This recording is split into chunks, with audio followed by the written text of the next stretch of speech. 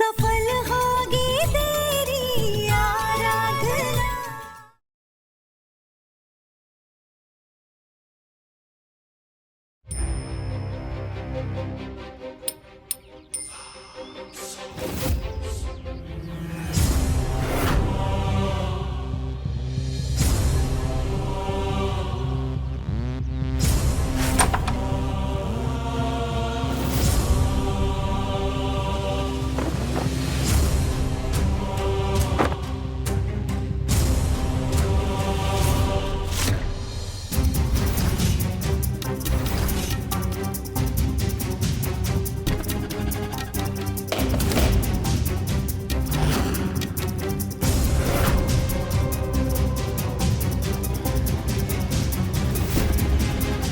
मतलब बल्ब तोड़कर कांच निकाले गए।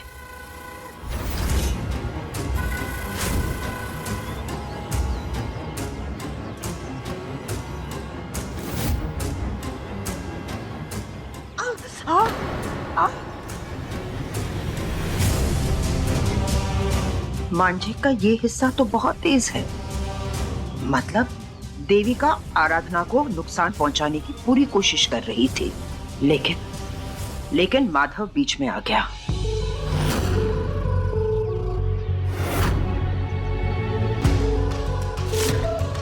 दिन ब दिन देविका खतरनाक होती जा रही है।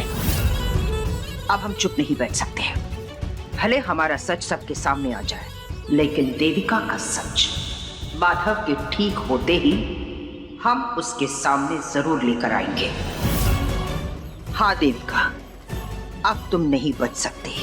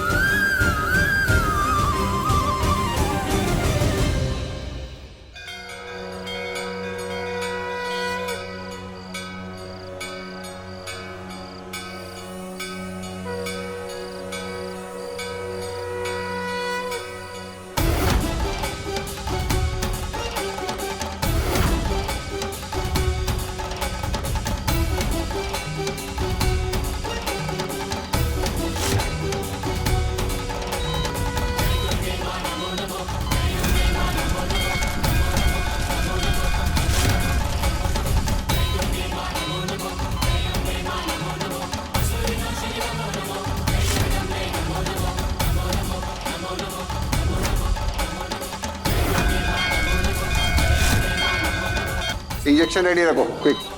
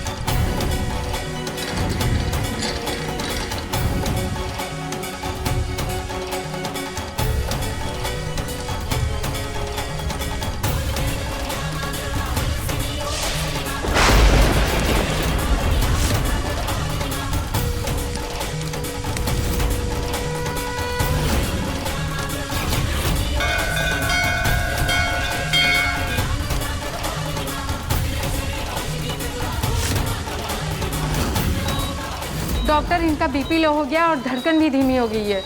इन्हें ब्लड और चढ़ाओ, मुझे और जल्दी ऑपरेशन करना होगा।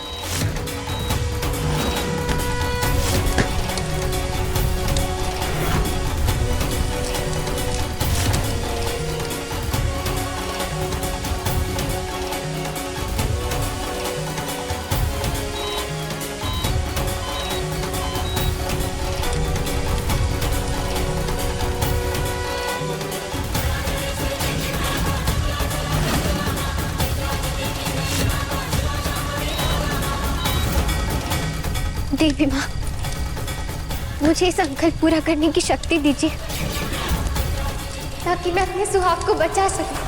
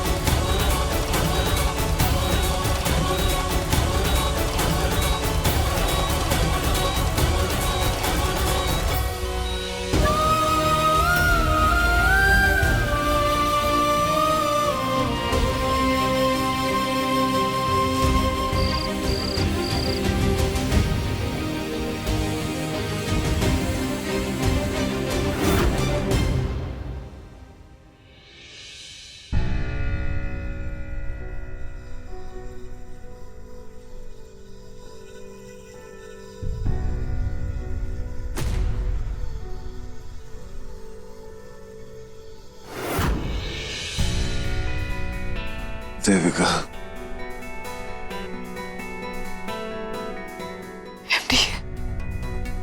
एमडी आपको होश आ गया? My God MD, I am so happy आप ठीक है।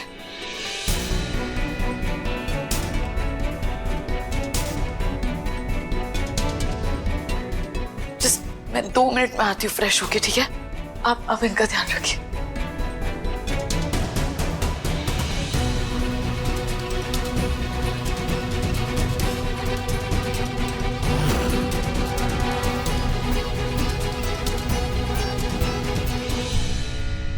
सर, आप बहुत लकी हैं।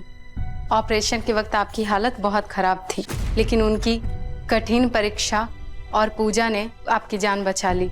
मैं कुछ समझा नहीं, क्या कहना चाहती हैं आप? ये वीडियो देखिए।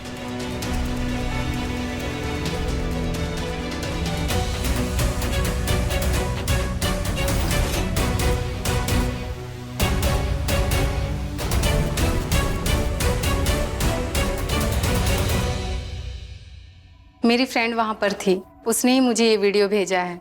कितनी परवाह करती हैं ये आपकी। आज सिर्फ इनकी वजह से आप सही सलामत हैं।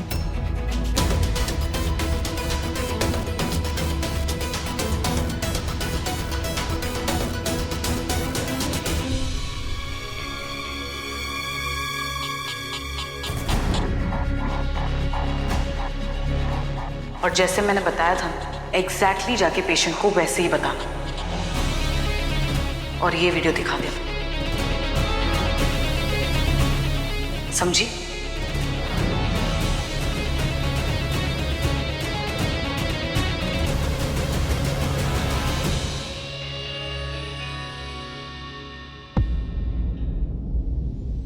आराधना, आराधना, साहब जी। माधव अब ठीक है। डॉक्टर ने कहा है सारी जांच हो चुकी है और अब उस पर कोई खतरा नहीं मंडरा रहा है। पेशेंट को होश आ गया है, आप सब लोग उनसे मिल सकते हैं।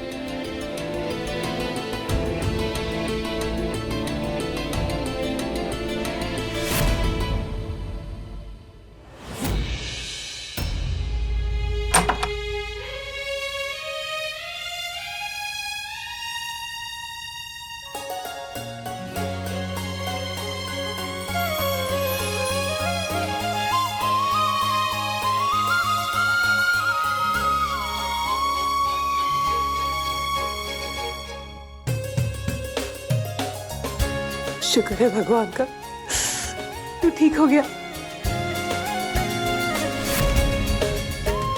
भगवान ने हमारी प्रार्थना सुन ली।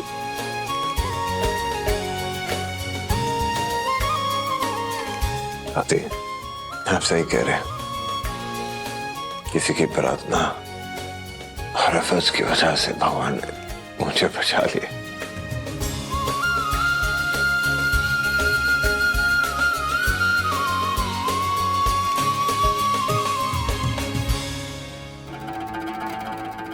बेचारी आराधना, सारी मेहनत उसकी, कोयले पर चली वो, पूरी रात जागी वो, लेकिन उसका सारा क्रेडिट मेरा। उस नकली वीडियो से एमडी को हमेशा यही लगेगा कि मैंने उनके लिए इतना दर्द सहा, इतनी कठिन परिक्रमा की। अब एमडी हमेशा मेरे एहसानमंद रहेंगे।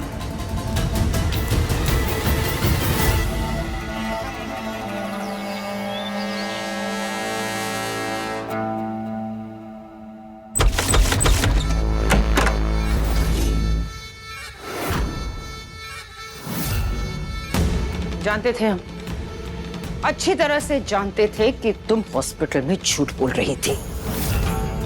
तुम्हारे चेहरे पर सच्चाई साफ साफ नजर आ रही थी। तुम्हें क्या लगा एक बार फिर तुम हमें बेवकूफ बनाओगे?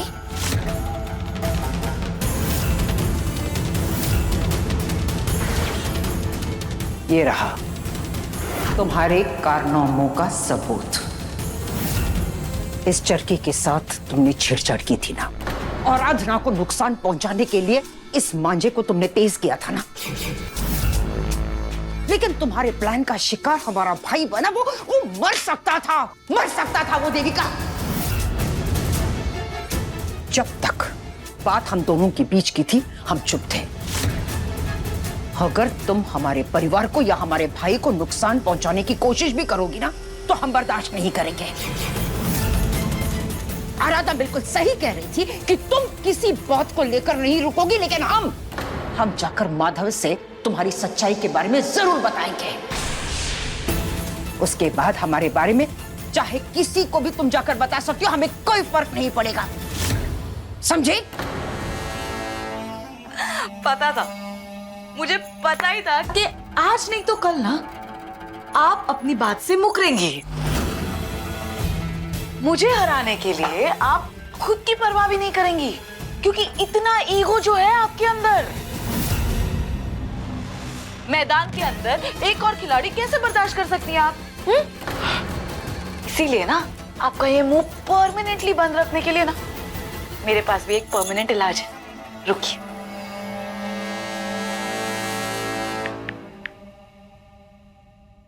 देखिए,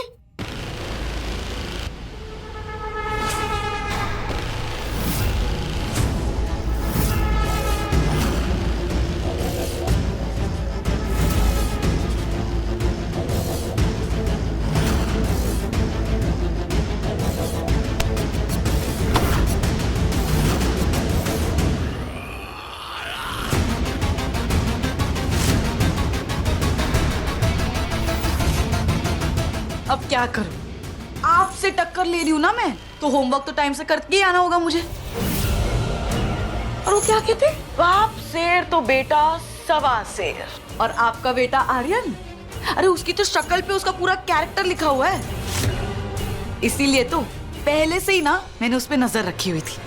अब देखिए, ये जो मूवी है ना, ये परसों ही शूट हुई थी। अब अगर जाके मैंने इस मूवी को पुलिस के सामने रिलीज कर दिया और फिर आपका बेटा गया। देखिए, आपको रोकना ना मुश्किल था, पर एक मां को रोकना ये मुश्किल नहीं था।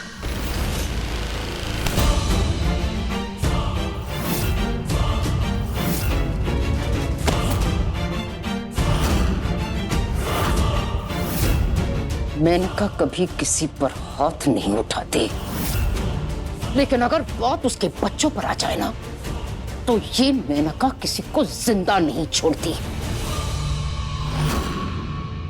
Oh my God!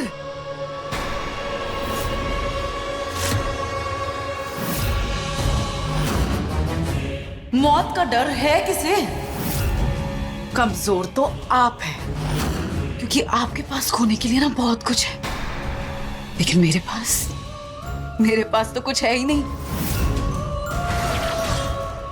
इस बार या तो मैं अपना प्यार हासिल करके रहूंगी, या तो उसके लिए अपनी जान दे दूंगी, क्योंकि इस बार मैं ये खेल हारने के लिए नहीं खेल रही, समझी आप?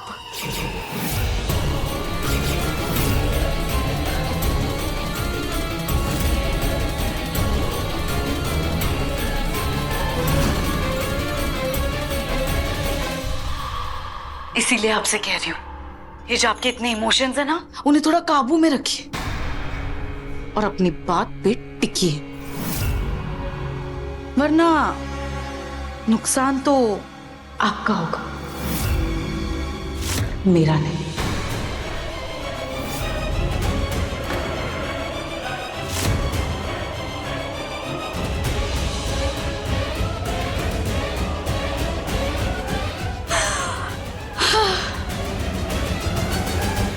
MD,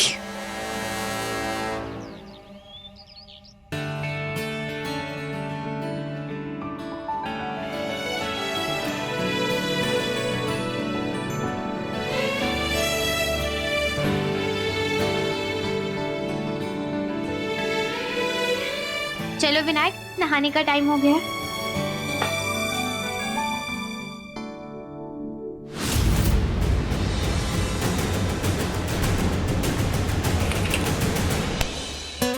क्या हुआ? तुम ठीक तो हो? ये अचानक लड़खड़ाई क्यों? कोई चोट लगी है क्या?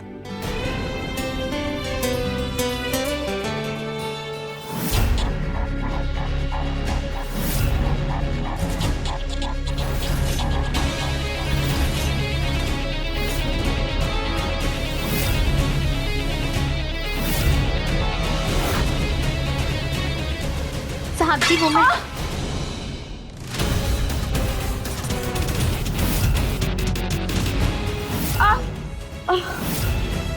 देविका, देविका, देविका, उठो, उठो, उठो, आराम से। सॉरी MD, वो मेरे पैरों में अभी भी छाले हैं ना, इसलिए फिसल गई। तुम क्यों सॉरी कह रही हो?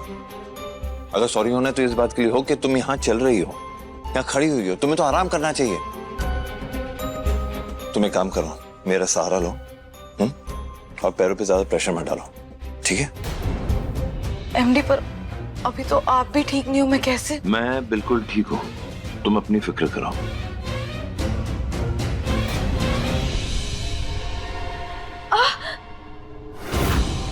आराम से। नहीं हो। मुझे लगता है इस हालत में तुम चल नहीं पाओगे। एक सेकंड।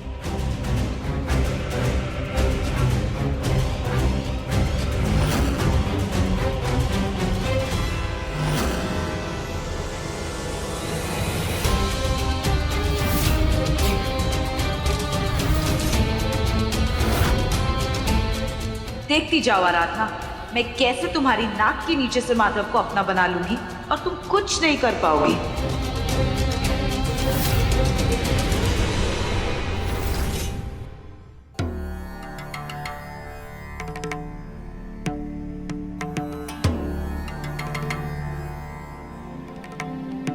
आने वाले समय में माधव के जीवन में सेहत और सलामती के लिए अच्छा नहीं है।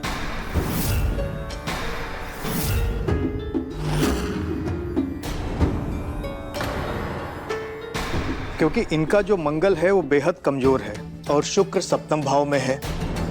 इसी के वजह से माधव के ऊपर और पूरे परिवार के ऊपर संकट के बादल मंडरा रहे हैं और इस परिवार में किसी की बुरी नजर तो जरूर है।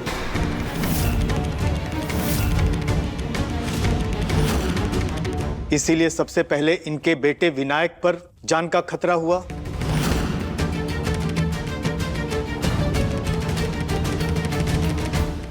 और उसके बाद में इनके साथ ये हादसा हो गया। पंडित जी, इन सब का कोई उपाय तो होगा? दादी, आपको नहीं लगता कुछ ज्यादा ही सीरियसली ये सारी बातों को? ऐसा हो जाता है कभी कभी। हम कुछ नहीं सुनना चाहते। पंडित जी, आप उपाय बताइए। उपाय तो खुद इनकी पत्नी है। इनकी कुंडली में साफ लिखा हुआ है कि इनकी धर्म पत्नी ही इनकी ढाल है। लेकिन शादी के बाद माधव जी, आप ना तो अपने कुल देवता के मंदिर में गए, ना तो आप दोनों पति पत्नी ने साथ में पूजा की और ना उनका आशीर्वाद लिया। इसीलिए मैं आपसे कहता हूं, सबसे पहले तो आप अपने पत्नी को लेकर अपने कुल देवता के मंदिर में जाइए। वहां पे पूजा और यज्ञ करिए। अपने कुल देवता के सामने अपनी पत्नी को सिंदूर लगाइए और उनको मंगलसूत्र पहनाइए, और फिर आप दोनों एक जोड़े की तरह अपने कुल देवता का आशीर्वाद लीजिए, क्योंकि यही आशीर्वाद आपको आने वाले खतरों से बचा सकता है। माधव, तुम पंडित जी की बात सुन रहे हो ना? तुम कल ही आराधना के साथ कुलदेवी के मंदिर जाओगे। पर दादी मैम, हमें कुछ नहीं सुनना माधव। तुम कल ही कुलदेवता के मंदिर में जाओगे और पूजा करोगे। हमारी चिंता को चिता में मत बदलो माधव। अगर तुमने ये नहीं किया तो हमारा मरा हुआ मुंह देखोगे।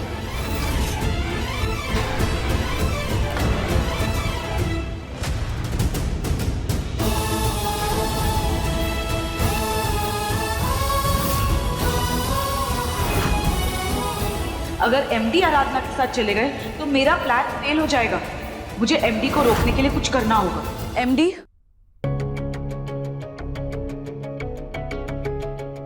एमडी आप इस पूजा के लिए कैसे मान गए? ये शादी आपकी मजबूरी थी एमडी। आराधना ने आपको फंसा कर ये शादी की थी। आप सब कुछ भूल गए और आपने उसे अपना तो लिया, पर उसने क्या किया है? आपका भरोसा, आपका विश्वास तोड़ा है, और एक बार नहीं, हर बार आपको धोखा दिया है। आपसे आपकी दामिनी को छीना है।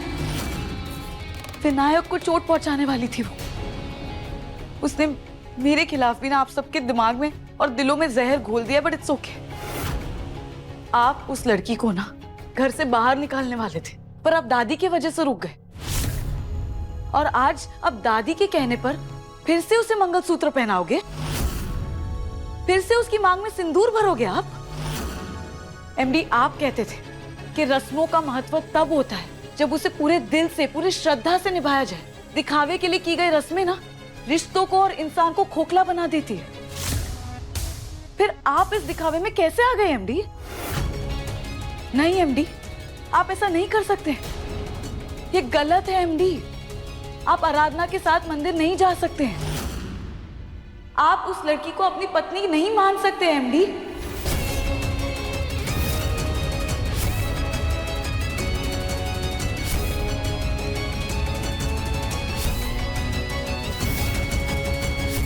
एमडी को रोकने के लिए अब मुझे ही कुछ बड़ा करना होगा। बहुरिया,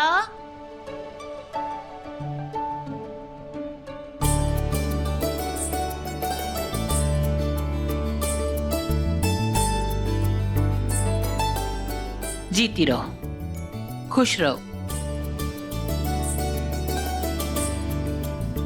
दादी जी भी ये सब क्या पहन रखा है वो? फौरन जाकर इसे बदली करो। आज तुम्हें नई दुल्हन की तरह अच्छे से तैयार होना है। तुम्हारी शादी जिन हालातों में हुई थी उसमें रस्में ठीक से नहीं हो पाई थी, इसीलिए हम चाहते हैं कि हम पूरी रीति रिवाज के साथ अच्छे से सारी रस्में करवाएं। ये इस घर की बड़ी बहू के पारंपरिक जेवर है। मैं चाहती हूँ कि तुम इन्हें पहन के अच्छे से तैयार हो जाओ, और ये मत कहना कि ये जेवर पुराने जमाने के हैं तो मैं पहनूंगी नहीं। हम तो भोलेनाथ जी से यही प्रार्थना करते हैं कि तुम दोनों की जोड़ी सदैव बनी रहे, और तुम यूं ही हमेशा उसकी ढाल बनकर सदा माधव के साथ खड़ी रहो।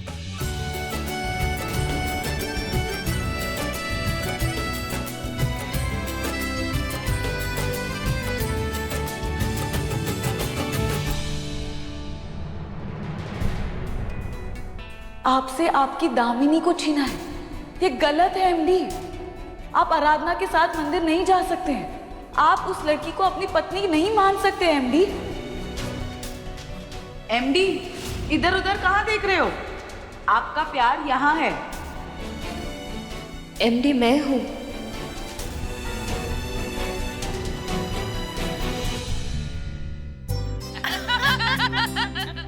बीवी के प्यार में इतना भी बावला मत हो जा कि रोली और चावल का फर्क भूल जाए।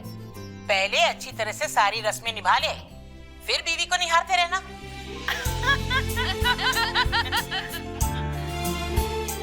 भैया बस भैया, होगी शादी, थोड़ा तो एक्साइटमेंट कंट्रोल कीजिए।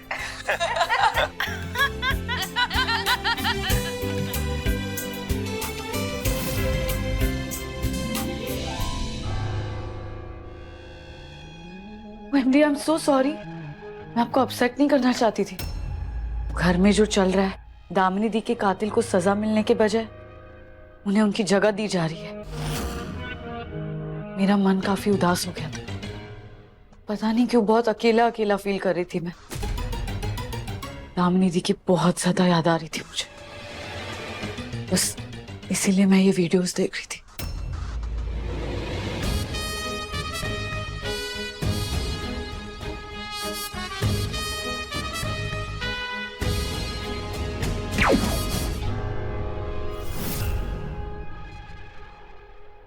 अब तो इस घर की खुशियां दामिनी के साथ साथ ही चली गई। पर दामिनी दी की कातिल खुश है और अभी भी इस घर में है।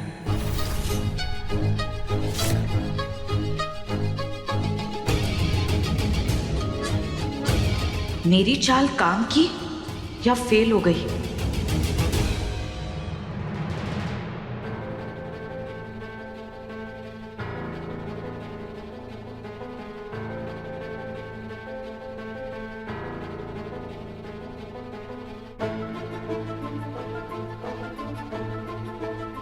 माधव, चलो, मुहूर्त का समय हो गया है।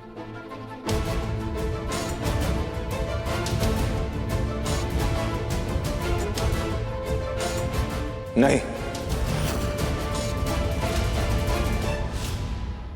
मैं नहीं जा सकता।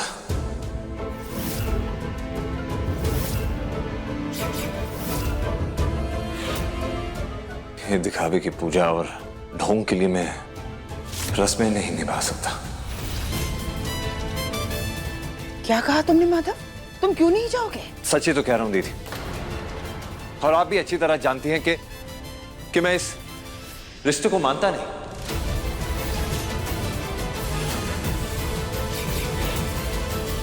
अच्छी तरह जानती है कि ये सिर्फ एक नाम का रिश्ता है। मैं तो उसी दिन ये रिश्ता तोड़ देना चाहता था, लेकिन दादी के खातिर मैं चुप बैठा रहा, बर्दाश्त करते रहा। लेकिन अब और बर्दाश्त नहीं कर पाऊंगा मैं, क्योंकि बर्दाश्त की सारी हदें पार करने में इसने ही मुझे मजबूर कर दिया। क्योंकि ना मैं इस शादी को मानता हूं, ना इसको कुछ समझता हूं।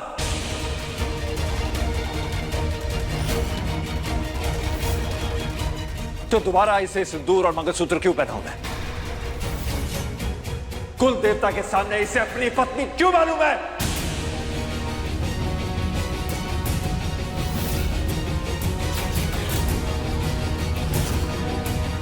जब मेरी नजरों में इस रिश्ते का कोई वजूद ही नहीं है, तो कुल देवता के सामने, हमारे भगवान के सामने इस रिश्ते की पूजा क्यों करूं मैं?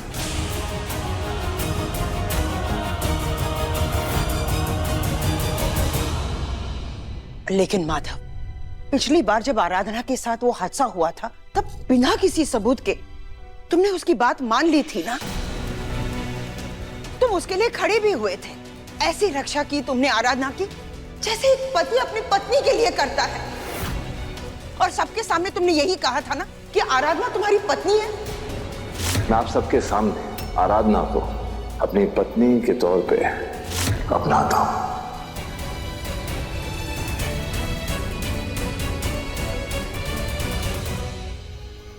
साहब जी, मैं मानती हूँ कि मैं आपकी नजरों में बहुत बुरी हूँ। आपको लगता है कि मैंने ऐसा बहुत कुछ किया है जो माफी के लायक नहीं है, लेकिन अगर ऐसा है तो फिर आप मेरी इतनी परवाह क्यों करते हैं? क्यों हमेशा मेरे आंसू गिरने से पहले उन्हें थाम लेते हैं? क्यों आप कभी कभी एकदम पति वाला हक जताकर दूसरे ही पल अजनबी बन जाते हैं? क्यों मेरी हर मुश्किल में आप मेरी ढाल बन जाते हैं? अगर आप मुझे कुछ मानते ही नहीं है तो फिर मेरे लिए इतना सब करते क्यों हैं आप? कभी कहते हैं कि मैं आपकी पत्नी हूँ और कभी कहते हैं कि कुछ नहीं। और आपके इसी बर्ताव की वजह से ना मेरे लिए भी ये रिश्ता सुलझते सुलझते उलझ जाता है। इसीलिए आज मैं भी जानना चाहती हूँ कि आखिर मैं आपके लिए हूँ कौन? कुछ नहीं। तुम मेरे लिए कुछ नहीं हो।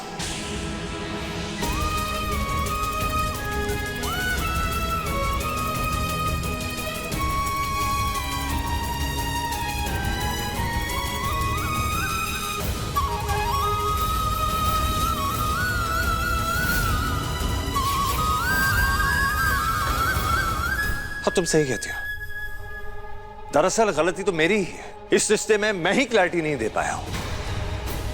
जब मैं इस रिश्ते को मानता ही नहीं तो इस रिश्ते को रखने का फायदा ही क्या है? और तुम सही कह रही हो। जब गलती मैंने की है तो सुधारने का मौका तो मुझे ही मिलना चाहिए ना।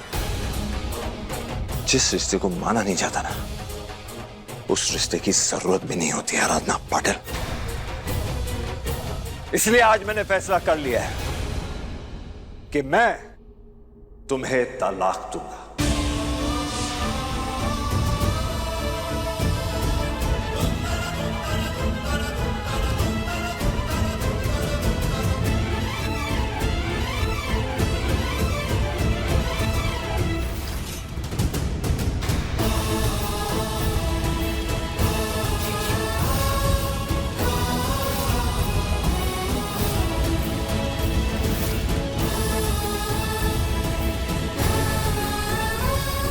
यस, बुल्सआई, एकदम परफेक्ट निशाने पे लगा है मेरा तीर। तलाक बड़े भैया, लेकिन आज तक हमारी फैमिली में ऐसा कुछ भी नहीं हुआ भैया। आप बहुत दिनों से टेंशन में हैं, परेशान हैं, लेकिन बड़े भैया जरा सोचिए, इस सब की वजह से हमारी इज्जत की धज्जियां उड़ जाएंगी भैया। वही तो सोच सोच कर मैं आज तक ये रिश्ता निभाते आया हूं किशन, लेकिन अब और बर्दाश्त नहीं होता मुझसे। वैसे भी इस घर में बहुत कुछ हो चुका है जो आज तक होना नहीं चाहिए था। एक चीज और सही, इसलिए मैंने फैसला किया है कि इस रिश्ते को पूरी तरह खत्म करके ही रहूंगा मैं। लेकिन भैया, कह दिया तो कह दिया।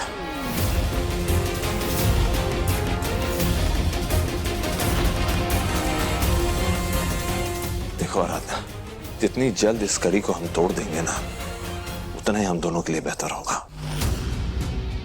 क्योंकि अब तुम्हारे जाने के बाद ही इस घर में शांति आएगी।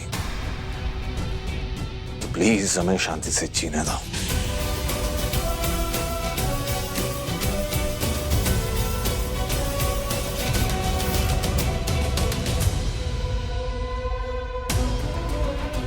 एडवोकेट मलिक,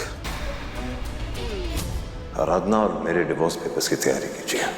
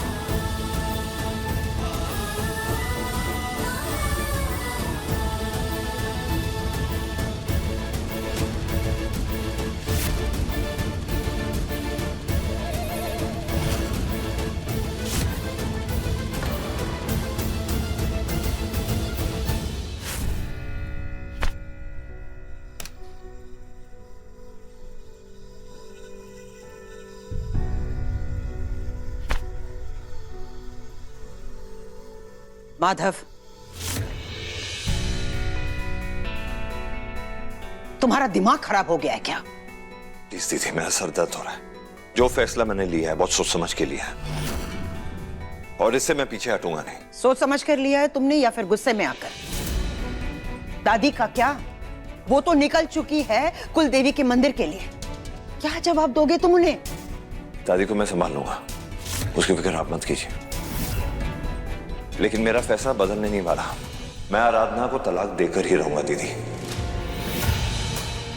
अब और ऐसे मैं नहीं जी सकता। आप आराधना की वकालत कर रही हैं, क्यों? जब आप खुद उसे पसंद नहीं करती हैं। वो देखिए प्लीज दीदी, आप जानती हैं ना आराधना ने हमारे साथ क्या किया, हमारे परिवार के साथ क्या किया है। इस लड़की ने मेरी जिंदगी को पूरी तरह उलट पुलट के रख दिया है। मैं उसे अब और बर्दाश्त नहीं कर सकता और आप प्लीज दखल अंदाजी मत कीजिए। उस लड़की का चेहरा देखकर मेरा सर फटने लग जाता है। बर्दाश्त नहीं कर सकता उसके चेहरे को। समझने की कोशिश करो, ये सब कुछ आराधना की वजह से नहीं हो रहा है, बल्कि सिर्फ इसलिए हो रहा है क्योंकि तुम्हारी तबीयत ठीक नहीं है। तुम पूरी तरह से ठीक नहीं हुए हो माधव, और खुद के लिए थोड़ा सा वक्त तो दो। फिर तुम क्या? फिर भी कुछ नहीं बदलने वाला। प्लीज दीदी, हाथ जोड़ता हूं मैं आपसे, इसमें दखल अंदाजी मत कीजिए आप। ना वो बदलने वाली है, ना उसकी हरकतें बदलने वाली है। मेरी दामिनी को मारा है उसने, और उस दुख से मैं कभी उबर नहीं पाऊंगा। ठीक है, तुमने फैसला ले लिया है, पीछे भी नहीं हटोगे। दादी फोन कर रही है, तुम खुद अपने मुंह से बोल दो कि तुम कुल देवी मंदिर नहीं जा रहे हो, आराधना को तलाक दे रहे हो।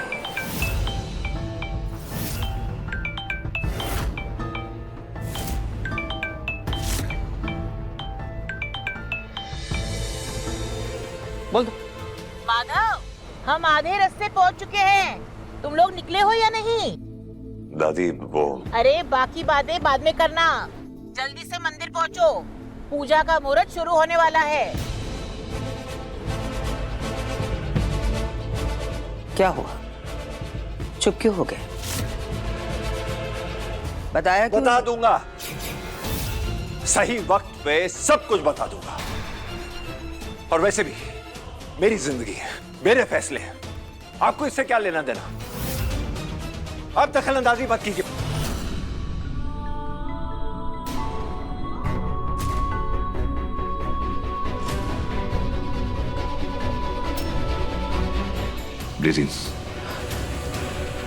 देखो माधव, मैं तुम्हारी बड़ी बहन हूं, समझ सकती हूँ। मैं तुमसे सिर्फ इतना ही कहना चाहती हूँ कि तुम देविका की बातों में आ रहे हो। मेरी शादी भी अधूरी थी, प्रशांत से मैं भी नाराज थी, लेकिन वो इंसान मेरी जिंदगी में रहे या ना रहे मुझे कोई फर्क नहीं पड़ा। लेकिन तुम्हारे साथ ऐसा नहीं है माधव। आराधना तुम्हारे दिलो दिमाग में बसी हुई है, उसकी बातों का, उसकी हरकतों का असर पड़ रहा है तुम्हारी जिंदगी में, और वो हमें नजर भी आ रहा है। कोई राह चलता इंसान हमारी जिंदगी के फैसले को नहीं बदल सकता, कोई हक नहीं रखता है वो। लेकिन हाँ, वो इंसान हमारी जिंदगी में बदलाव ला सकता है जो इंसान हमारी जिंदगी में मायने रखता हो। शायद इसी वजह से माधव, तुम अपने इस फैसले से बहुत परेशान हो। तुम ना अपने दिमाग से सोच रहे हो, दिल से नहीं। खैर, बाकी तुम्हारी जिंदगी है, हम दखल देने वाले होते कौन है? आगे तुम देख लेना और संभाल लेना।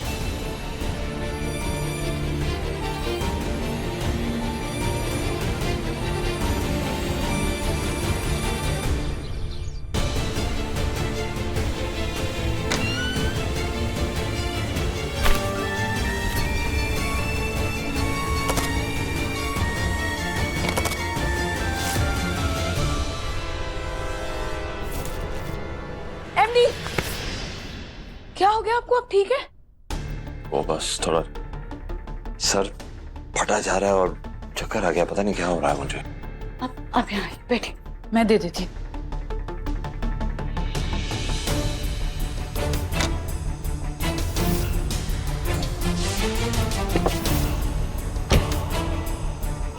एमडी,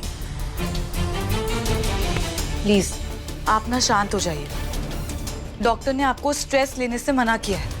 आपने दोपहर की भी दवाई मिस कर दी थी ना, इसीलिए आपका सर दर्द हो रहा है। दीजिए। मैं जानती हूँ आप जैसे भले और अच्छे इंसान के लिए इतना मुश्किल फैसला लेना आसान नहीं था। उसकी वजह से नहीं देवका, बस इस वजह से कि आज कितनी बदतमीजी से मैंने मेनका दीदी से बात की है, और वो भी सबके सामने। लेकिन मैं क्या करता, वो बार बार उसकी तरफदारी कर रही थी, मेरी बात सुनने को तैयार नहीं थी। I had no choice। हाँ एमडी, पर इसमें गलती आपकी नहीं है। ये सब कुछ उस आराधना की वजह से हो रहा है। इस घर के हर रिश्ते में दरार डाल रही है। पहले उसने मेनका दीदी पर इल्जाम लगाया, मुझ पे उंगली उठाई। ये लड़की कुछ भी कर सकती है एमडी। एमडी, एक बार ये डिवोर्स हो जाएगा ना, फिर आप देखिएगा सब कुछ अच्छा हो जाएगा। आप बस ना थोड़ी हिम्मत रखिएगा, और ये जो डिसीजन आपने लिया है ना, उससे पीछे मत हटिएगा। मैं जानती हूँ कि आपका परिवार पूरी कोशिश करेगा आपको समझाने की, क्योंकि वो नहीं समझते, पर मैं समझती हूँ आपको भी और आपके दर्द को भी। मैं जानती हूँ एक बार आराधना इस घर से चली जाएगी ना, तो इस घर की शांति लौट आएगी।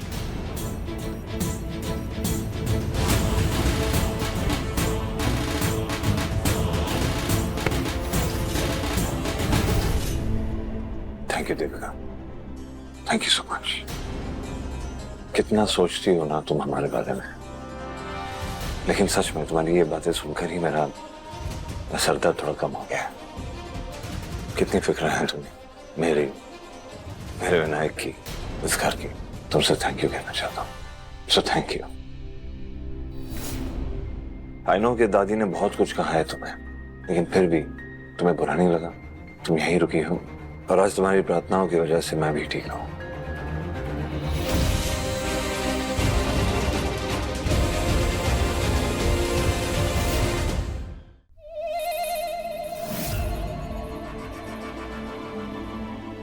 एमडी, मैं नहीं करूंगी तो और कौन करेगा? दामिनी दी के जाने के बाद एक मैं ही तो हूं जो आपको इतने अच्छे से जानती हूँ। कॉलेज से मैं आपके साथ हूं ना।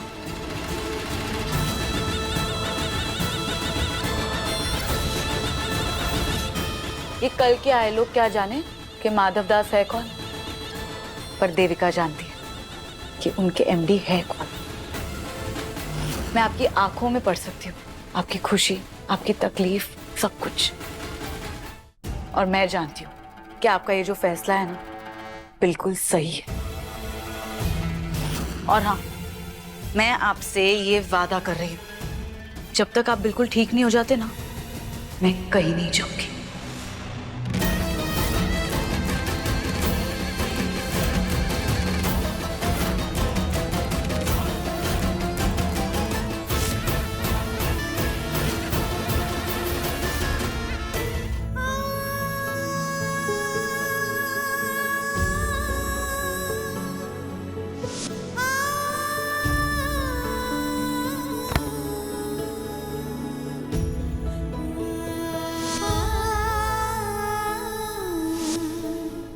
Thank you Devika, thank you so much.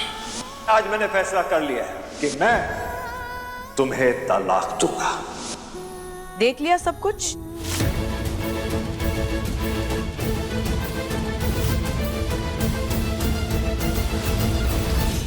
या और कुछ बाकी है? ओ, बेचारी आराधना, तुमने तो बहुत कोशिश की यार। साम, दाम, दंड, भेद, क्या क्या नहीं अपना लिया तुमने, पर क्या हुआ? Zero, nothing. तुम्हारे हाथ तो आज भी खाली है, पर मानना पड़ेगा तुम्हें, वो जलते हुए कोयले पे जाके तुमने परिक्रमा भी कर ली, और तुम्हें पति का साथ तो क्या, उसका भरोसा तक नहीं जीत पाई तुम।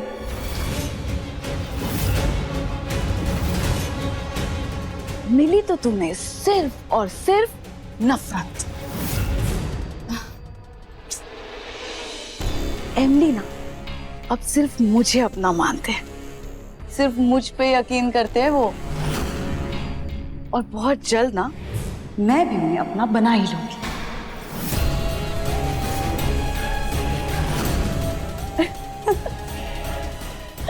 इनफैक्ट तुमने जितना टाइम लिया है ना, तुम्हारी तरह इतना टाइम वेट भी नहीं करूंगी।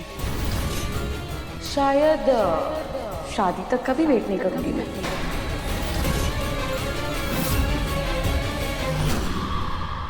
क्या हुआ? तुम तो चुप हो, बोलती बंद हो गई। अपना बड़ा भाषण नहीं देना है तुम्हें, बेशरम बेहया ये वो ब्ला ब्ला ब्ला।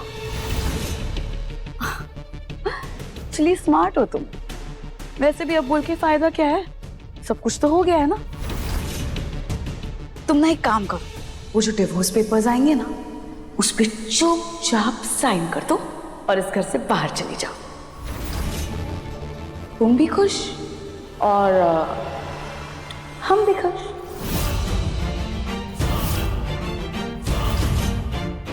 Bye bye.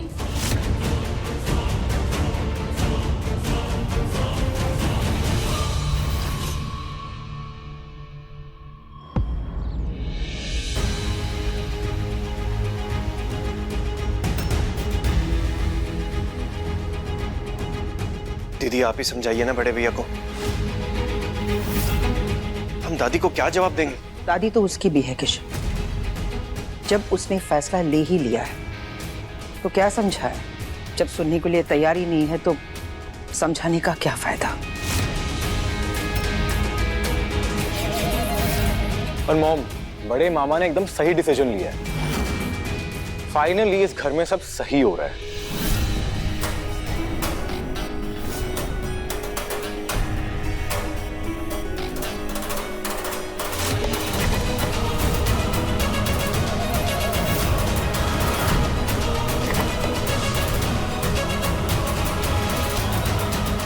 साइन करो।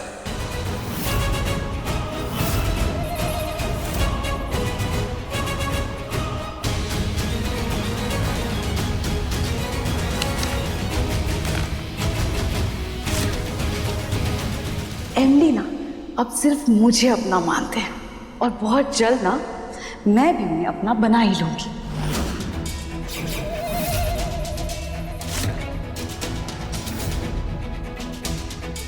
लेकिन सच में तुम्हारी ये बातें सुनकर ही मेरा सर दर्द थोड़ा कम हो गया है और आज तुम्हारी प्रार्थनाओं की वजह से मैं भी ठीक हूं।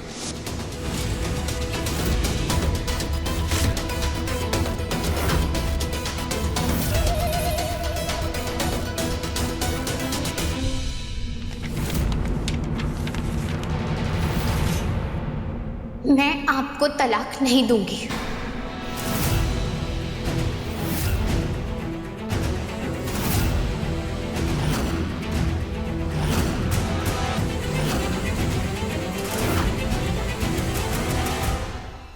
क्या मतलब तुम्हारा? तलाक नहीं दोगे? मतलब यही कि मैं आपको तलाक नहीं दूंगी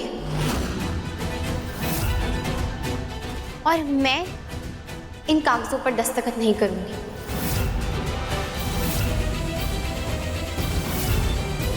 ये रिश्ता हम दोनों का है, इसे अकेले आप नहीं तोड़ सकते। आपने खुद से तलाक के कागज बनवा लिए, वकील साहब को भी यहाँ बुला लिया, लेकिन मुझसे ना तो मेरी मर्जी पूछी ना ही मेरा फैसला। लेकिन मेरा फैसला ये है कि मैं आपको तलाक नहीं दूंगी।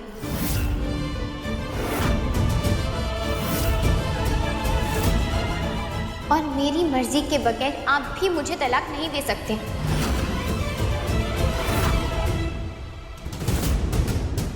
अब इसके लिए भी तुम लड़ोगी?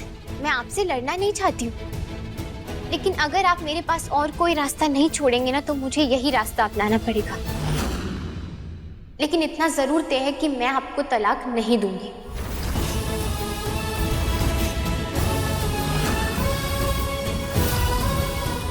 देविका जी के बुरे इरादों से आपको और अपने बच्चे को बचाने के लिए मुझे जो भी करना पड़ेगा मैं करूंगी, लेकिन इतनी आसानी से इन्हें जीतने नहीं दूंगी।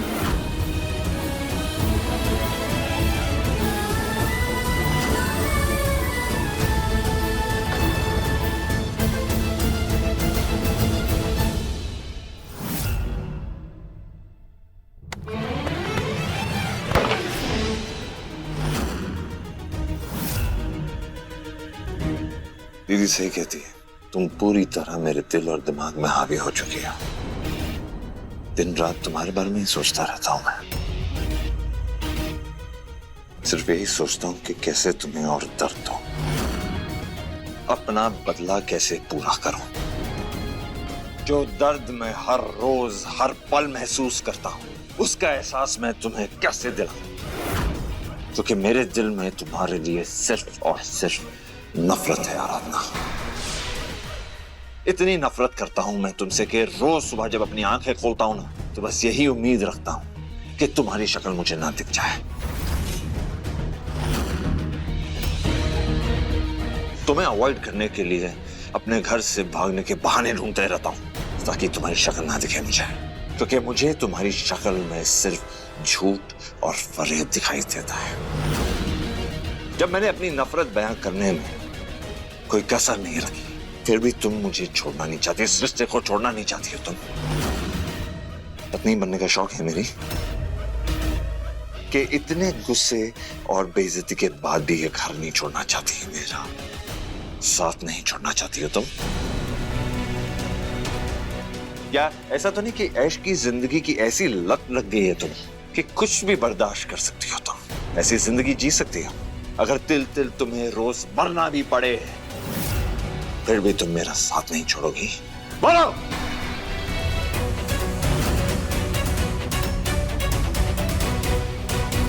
ठीक है, अगर ये करना है तो यही सही। ये जो खेल तुमने शुरू किया ना पति पत्नी का, आज मैं तुम्हें अपनी पत्नी बना ही लेता हूं।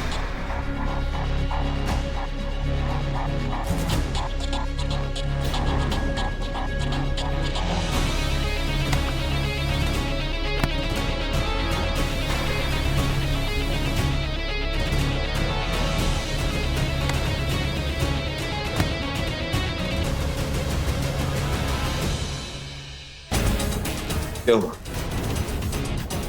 नहीं हिचक क्यों रही है? यही चाहती है ना तुम? पत्नी बनना है ना तुम्हें? पत्नी बनने का रिश्ता नहीं निभाओगी तुम?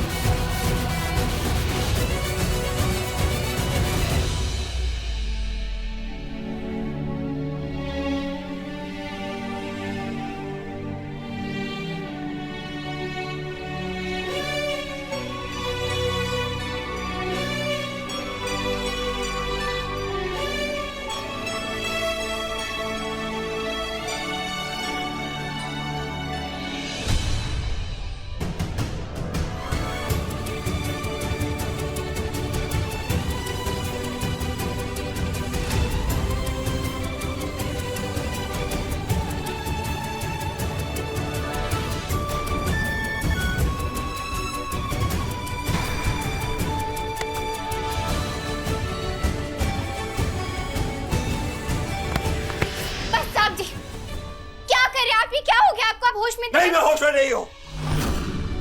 जब से तुम मेरी जिंदगी में आई हो ना मुझे होश रहा है ना मुझे ठिकाना रहा है। दरअसल मुझे मालूम नहीं मैं क्या करने वाला हूँ आराधना, क्या कर रहा था मैं तुम्हारे साथ कुछ नहीं जानता। मैं बस ये जानता हूँ कि मैं तुम्हारी शक्ल नहीं देखना चाहता, तुम्हारे करीब नहीं रह सकता। जब से तुम मेरी जिंदगी में आई हो ना सब कुछ बर्बाद कर दिया तुमने। नहीं जाना चाहती ना मेरी जिंदगी से?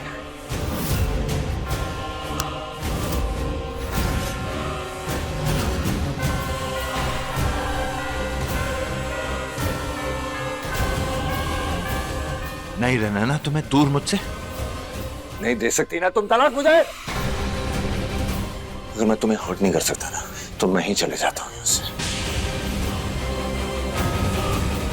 खुद को दर्द दे सकता हूँ ना मैं। अब मुझे इस रिश्ते में नहीं रहना, मुझे इससे आजाद होना पड़ेगा। किसी भी हालत में मैं तुमसे आजादी चाहता हूँ। अगर तुम मुझे तलाक नहीं दोगी तो मैं ही चले जाऊंगा। नहीं, दूर हो जाओ मुझसे।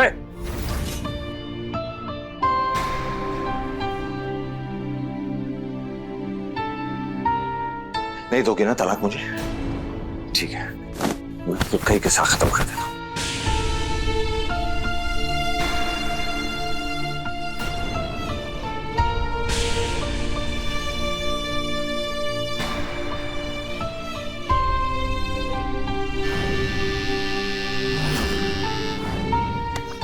जाइए साहब जी, ऐसा मत कीजिए।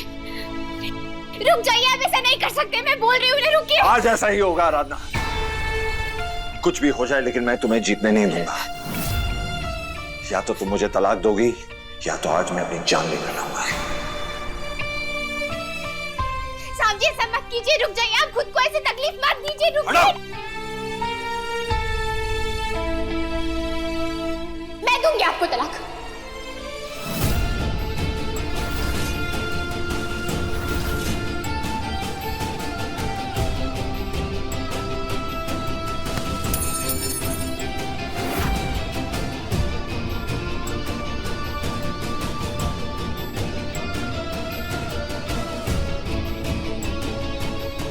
आपको इस रिश्ते से, मुझसे आजादी चाहिए ना, तो मैं दूंगी आपको वो आजादी। आप जीत गए साहब जी।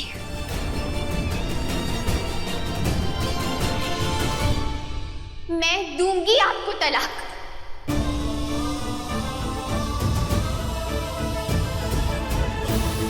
आज अपनी मर्जी करके भी आप हार गए साहब जी। हम दोनों हार गए आज, हमारा रिश्ता हार गया। आज सिर्फ देविका जी की चालाकियां और उनकी बुराई की जीत हुई है।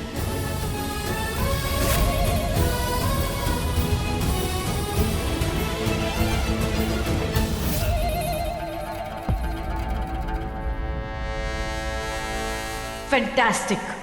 फाइनली मैं एमडी के साथ जो कर रही हूँ उसका असर शुरू हो गया है। उनके बिहेवियर में बदलाव आना शुरू हो गया है। अब तो आराधना को पेपर साइन करने ही होंगे।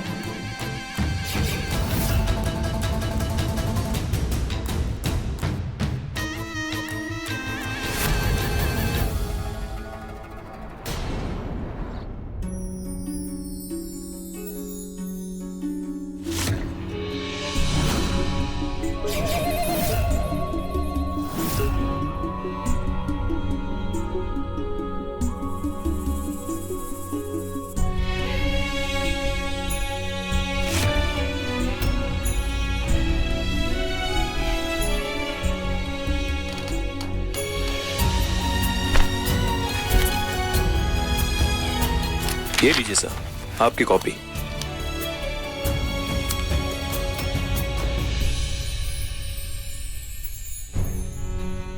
ऊपर जाओ, अपना सामान पैक कराओ। एंड डोंट वरी, तुम्हारी जो ऐशो आराम जिसकी तुम्हें आदत हो गई, will be taken care of. हाँ, जो भी करना दादी के आने के पहले करना। उनके सामने मुझे कोई ड्रामा नहीं चाहिए। बस ये घर को छोड़ के चले जाओ।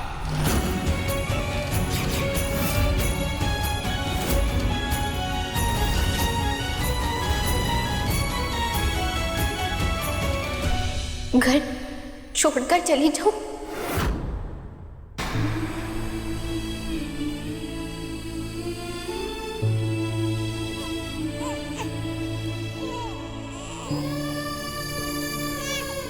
साहब जी आप ऐसा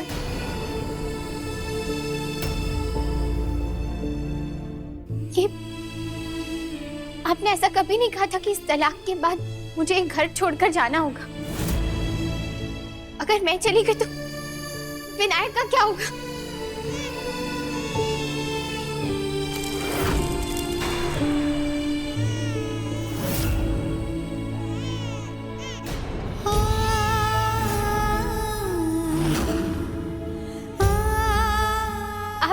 आप मुझे अपनी पत्नी नहीं मानते ना से। मैं एक नौकरानी बनकर इस घर में रह लूंगी। मुझे आपकी पत्नी बनने का या ऐशो आराम का कोई लालच नहीं है। मुझे सिर्फ अपने बेटे के साथ रहना है। आप ऐसे अपनी नफरत में आकर कम से कम अपने बेटे को तो मत भूलिए ना। मुझे आपसे मत निकालिए, विनायक को मेरी जरूरत है। विनायक को कोई जरूरत नहीं है तुम्हारी।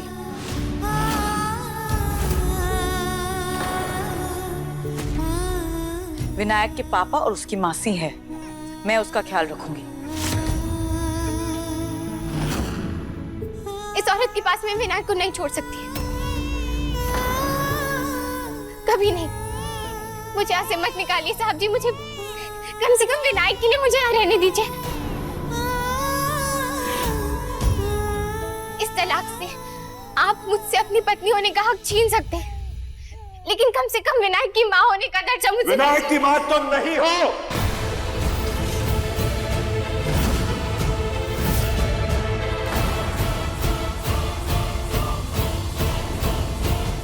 विनायक की मां सिर्फ दामिनी है, जिसे तुमने बड़ी बेरहमी से विनायक से छीन लिया।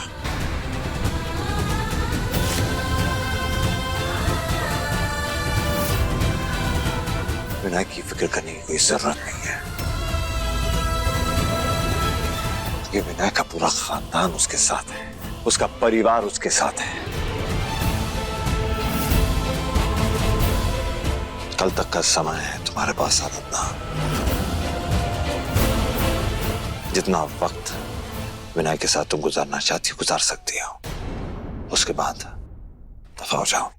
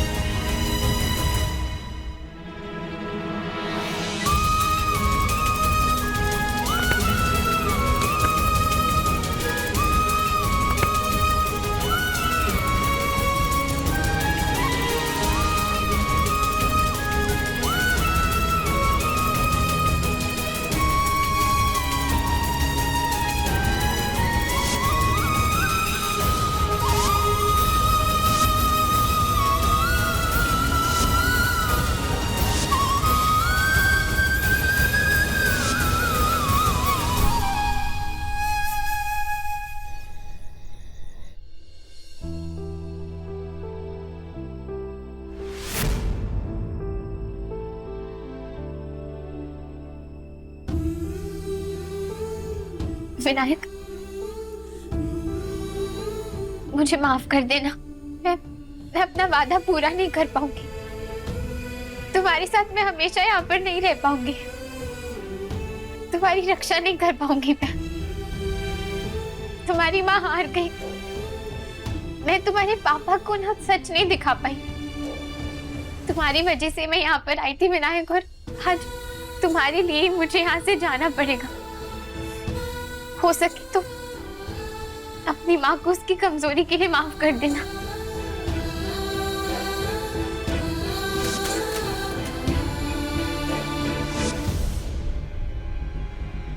तुम बिल्कुल ठीक कह रही थी। वो बहरूपिया दामिनी नहीं थी, देविका थी। देविका जी सिर्फ साहब जी के लिए नहीं, विनायक के लिए भी खतरनाक है। वो तो मेरे बेटे के साथ कुछ भी कर सकती है।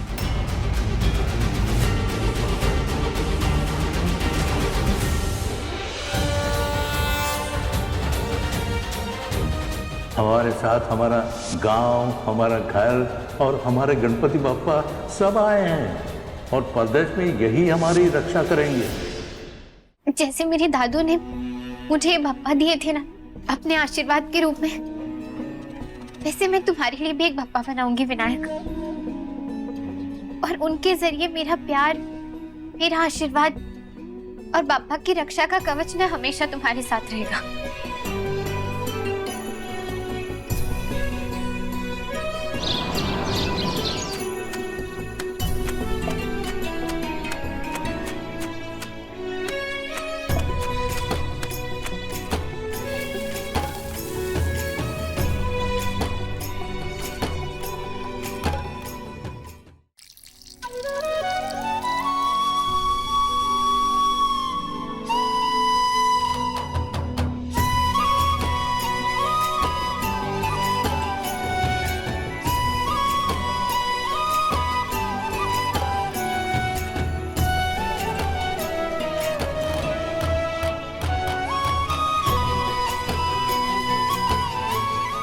बापा, जैसे आप हमेशा मेरे साथ रहे, वैसे ही मेरे विनायक के साथ रहिएगा।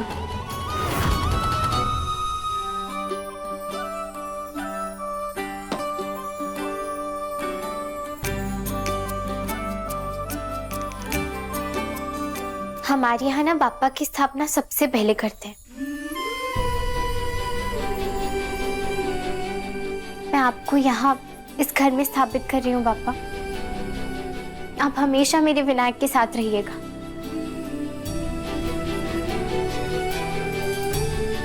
हमेशा उसका ख्याल रखिएगा, उसकी रक्षा कीजिएगा।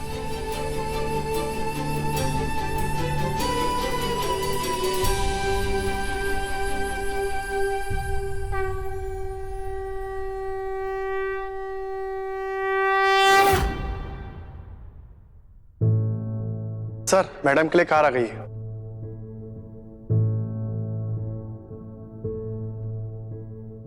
इन्हें सजा मत दीजिए, ये मेरे पति हैं। उन्होंने मुझे परेशान नहीं किया, मुझे कोई नुकसान नहीं पहुंचाया है, बल्कि ये तो मुझे रानी की तरह रखते हैं।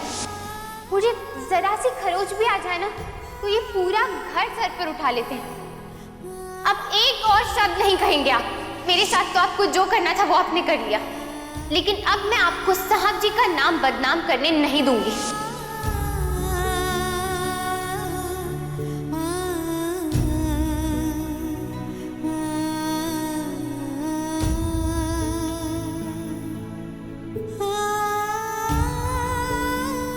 ये सब क्या है चंदा दीदी? ये सब बड़े मालिक ने आपके लिए भेजा है। मेरे लिए? और रही आराधना पे यकीन करने की बात, तो ये सच है कि मैं बहुत चीजों पे आराधना पे शक करता हूं, लेकिन आज ये भी सच है कि जो कुछ ये कह रही है वो झूठ नहीं है।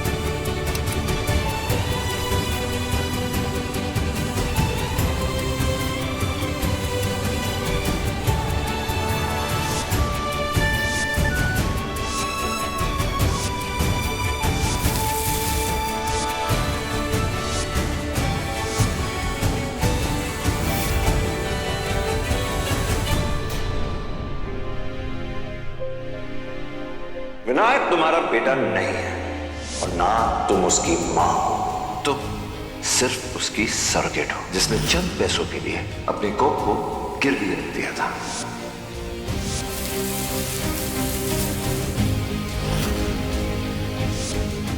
आप मेरे पति हैं और आखिरी सांस तक रहेंगे।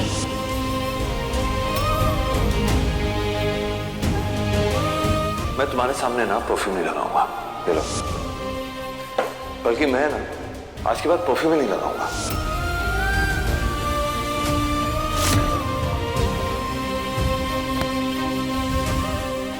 साहब जी मुझे मत छोड़िए, मुझे बचा लीजिए।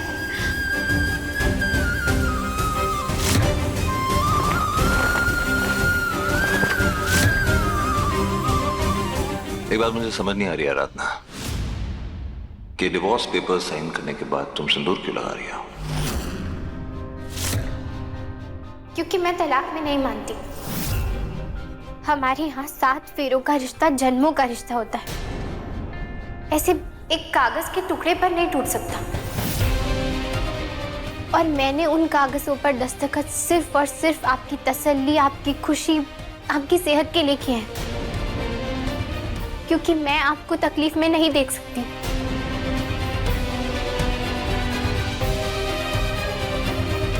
विनायक के बारे में बिना सोचे आप मुझे इस घर से बाहर तो निकाल रहे हैं, लेकिन आप याद रखिए कि अब विनायक आपकी जिम्मेदारी है और आपको सिर्फ अपना ही नहीं, विनायक का भी ध्यान रखना होगा।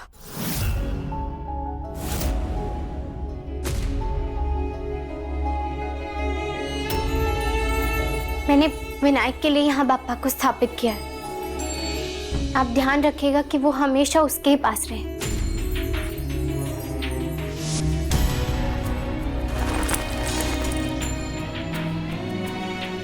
मेरी बात शायद अब तुम्हें बुरी लग रही है, लेकिन जब हमारा कोई रिश्ता है ही नहीं, तो तुम सर्वेंट क्वार्टर्स में रहकर मेरे बच्चे का ख्याल क्यों रखोगी? क्यों इस बेनाम रिश्ते के लिए अपनी जिंदगी खराब करना चाहती हो तुम? इसका खत्म हो जाना ही बेटर है।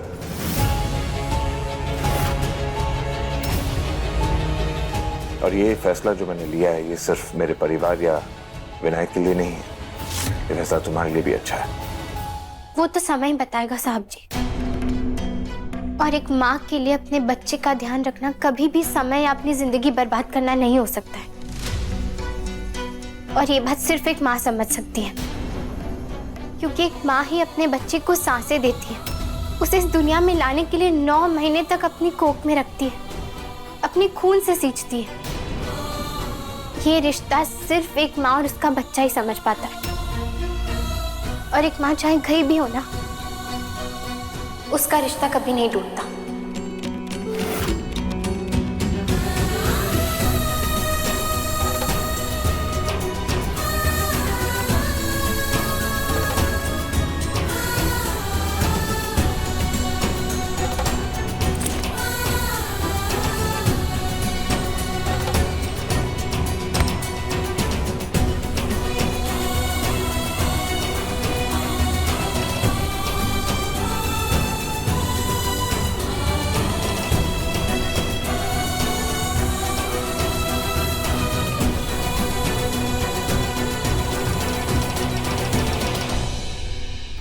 आराधना,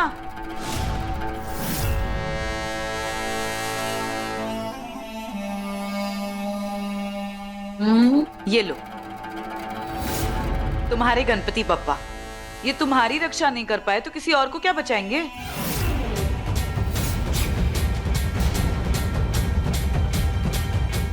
आप इन्हें क्यों लेकर आई हैं? इन्हें तो मैंने विनायक के लिए रखा था ना, और मैंने साहब जी से भी कहा था कि इन्हें वहीं रहने दे। अरे डोंट वरी, एमडी को तो मैं बोल दूंगी। वैसे भी तुमने इतने दिनों में तो देखा ही है, इन दिनों एमडी मेरी हर बात मानते हैं, तो मैं उन्हें समझा दूंगी और वो समझ जाएंगे। ठीक है,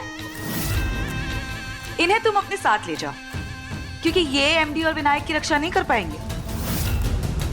अब से एमडी मेरे हैं, मेरे कंट्रोल में है, और तुम्हारा बच्चा बिल्कुल अकेला। बस देविका जी, पापा की लीला आप नहीं जानती, और वो क्या कर सकते हैं और क्या नहीं, इसका अनुमान लगाना हमारे बस की बात ही नहीं है। उनकी लाठी में आवाज तो नहीं आती है, पर जब वो पड़ती है ना, तो इंसान संभल नहीं पाता है। फिलहाल आप अपनी झूठी जीत के नशे में हैं, लेकिन आखिर में जीत सच की ही होती है, और इसी पर मेरा पूरा विश्वास है। और रियली आराधना,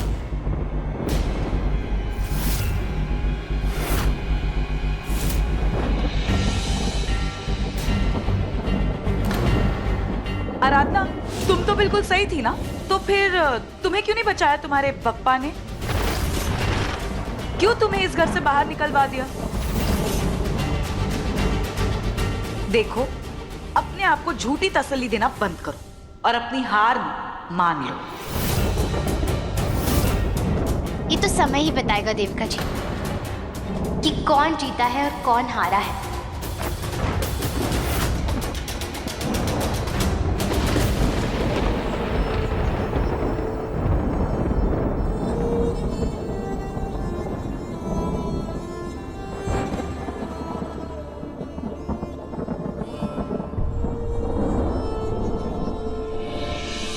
माधव को हमने समझाने की बहुत कोशिश की, पर वो किसी की बात नहीं सुन रहा है।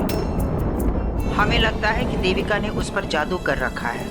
हम दोनों ही देविका जी का सच जान गए, लेकिन चाहकर भी उसे सामने नहीं ला पा रहे। हाँ आराधना, उस दिन तुम बिल्कुल ठीक कह रही थी, पर जैसा तुम सोच रही हो ना, वैसा कुछ भी नहीं।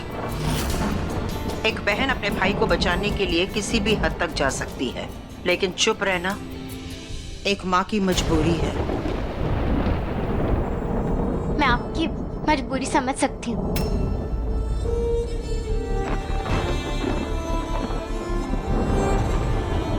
मेनका मैडम, अगर हो सके तो आप बस मेरा एक काम कर देंगी। आप इन बाप्पा की स्थापना घर के मंदिर में कर दीजिएगा ना। मैंने इस मूर्ति की स्थापना की थी ताकि विनायक पर कोई आँच ना आए। आप बस इसे फिर से घर के मंदिर में स्थापित कर दीजिए और बस ध्यान रखिएगा कि ये मूर्ति हमेशा घर में ही रहे। और आप साहब जी और मेरे बच्चे का ख्याल रखना।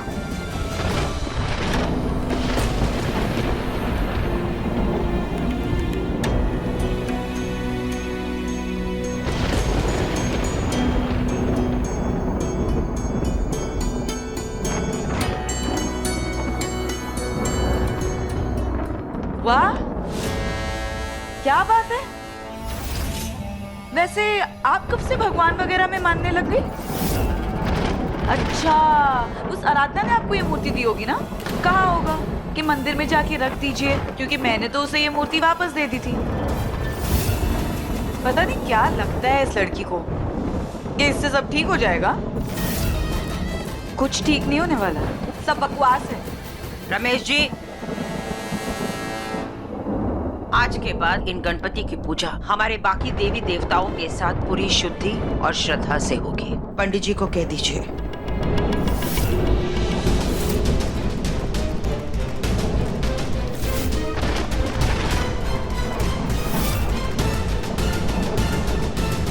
सॉरी पापा, पर अब विनायक को मुझसे कोई नहीं बचा सकता, आप भी नहीं।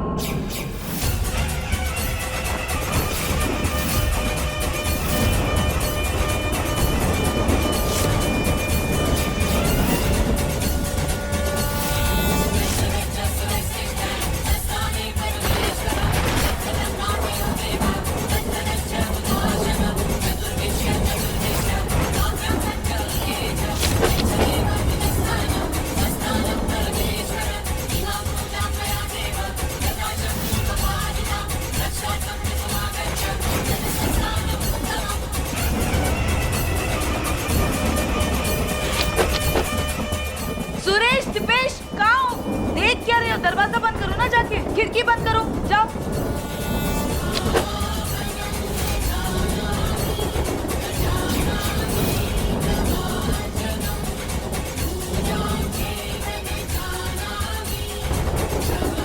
अभी थी अभी रुक जाइए, बहुत तेज तूफान चल रहा है। तूफान रुक जाए उसके बाद चले जाइएगा।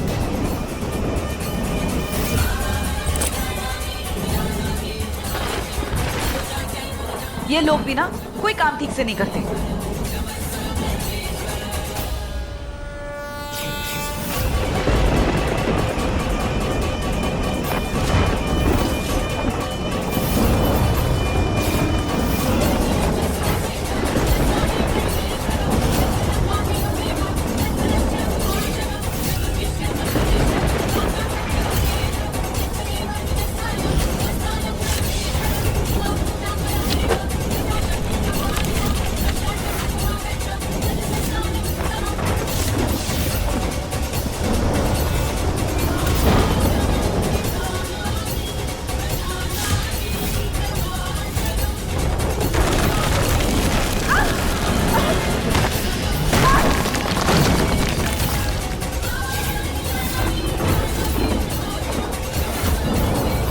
भगवान, घर पर तो बिजली गिर रही है।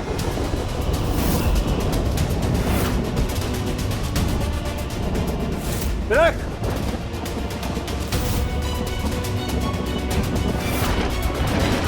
विनायक! मेरे बच्चे, तू ठीक है ना? दीदी, ये हो क्या रहा है?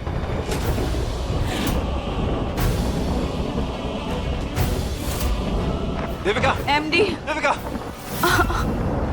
एमडी! दीपक! राज! सर! दीदी!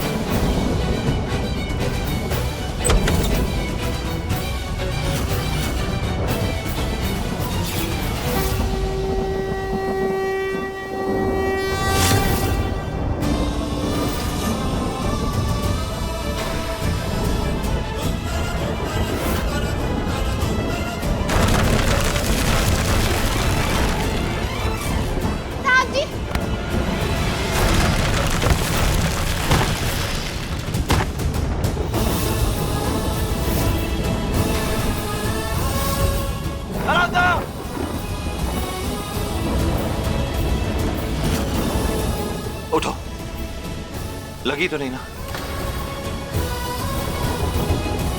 तुम ठीक हो?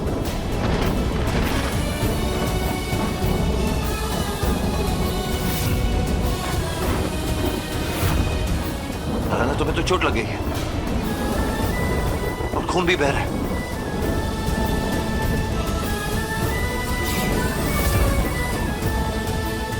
लीजिए मैडम, फर्स्ट एड बॉक्स। ये एक सेकंड, देविका तुम्हें इतनी खास चोट नहीं लगी है? पहले आराधना को दे देते हैं, उसका खून भी निकल रहा है। देविका तुम बाद में दवाई लगा लेना। ये लो।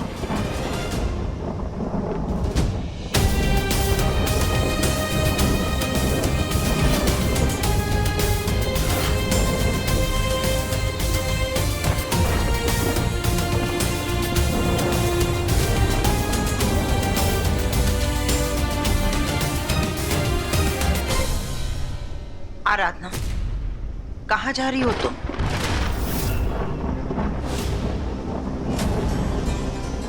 बाहर तूफान बहुत तेज है और ड्राइवर भी गाड़ी ठीक से नहीं चला पाएगा। माधव, अब बस भी करो ये पागलपन।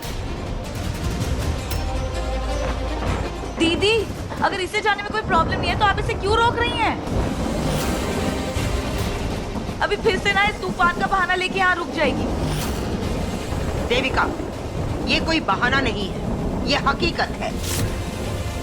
जरा बाहर तो देखो, मौसम कितना बिगड़ता जा रहा है। जरा सी भी इंसानियत नहीं है क्या तुम्हारे अंदर? ये मौसम घर से बाहर जाने का नहीं है और यहाँ रुकने के लिए आराधना ये तूफान लेकर भी नहीं आई है, समझी तुम? मैं ये सब नहीं जानती, मुझे सिर्फ ये पता है कि अब इन दोनों का तलाक हो चुका है। एमडी ने खुद ये फैसला लिया है और इसे घर से बाहर निकाला है। तो फिर आप ऐसा क्यों बोल रही हैं? जब भी किसी लड़की का डिवोर्स होता है उसे घर छोड़ के जाना ही पड़ता है। क्या कहा तुमने?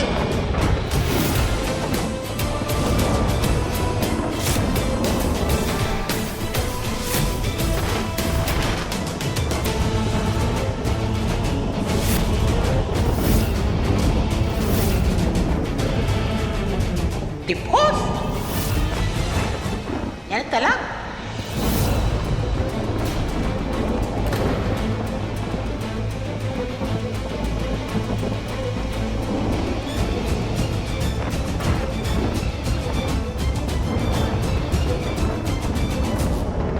ये हम क्या सुन रहे हैं माधव? तलाक?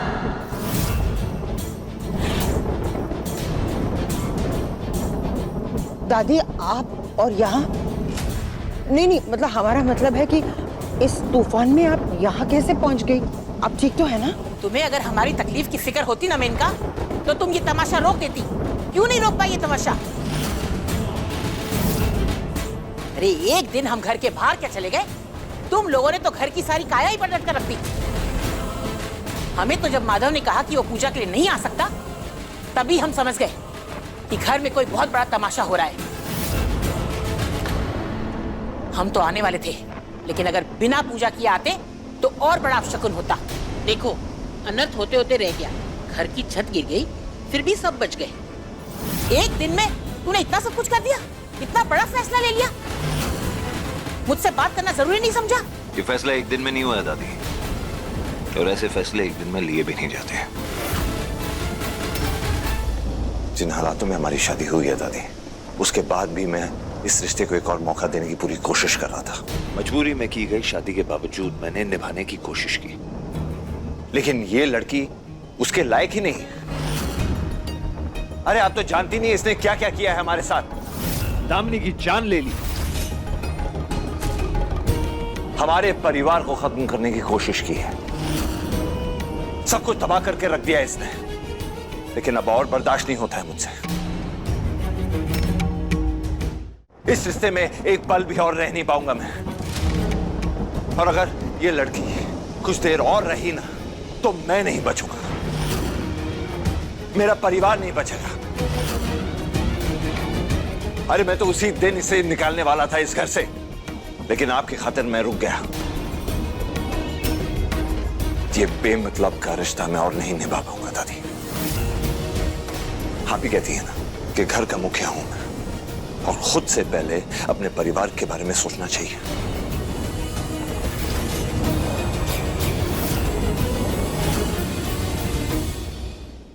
तो जो फैसला मैं ले रहा हूं दादी, वो सिर्फ मेरे लिए नहीं, इस परिवार के लिए भी है। आप ही ने हमेशा मुझे सिखाया है कि जो फैसला एक परिवार का मुखिया लेता है वो प्रैक्टिकल होना चाहिए, जज्बाती नहीं। हमारे परिवार की भलाई इस तलाक में ही है।